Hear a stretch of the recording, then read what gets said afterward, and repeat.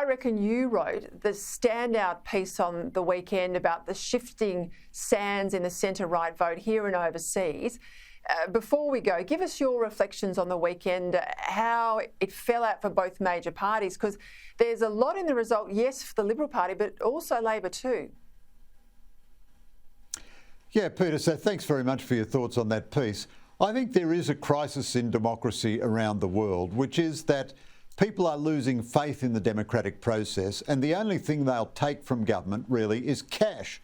Now, both sides, the Morrison government and the Albanese opposition, didn't offer any policy narrative at all. They just offered competing spending programs and cash handouts to everybody.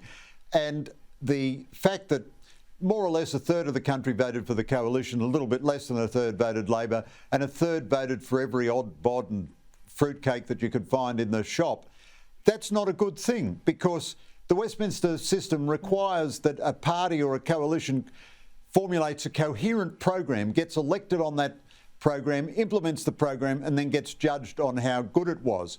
Well, I've done radio and TV panels with these independents. There's a lot of them very nice people and so on, but they don't have a schmick of an idea, even of the stuff that they claim as their key policies, like climate change. They have no idea what China is actually doing on climate change. But then you ask them, how are you going to balance this priority against that priority, national security spending, all the rest of it?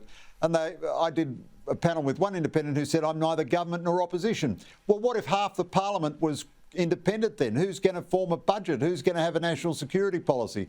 I think this is a very bad development for Australia, and I think the Teals and the independents are essentially populists, single-issue populists who inject a larger dose of unreality and fantasy into our politics, and I think that's a bad thing.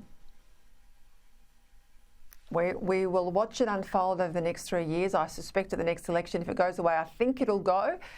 We won't have as many independents next time round. Greg Sheridan, thank you for your time.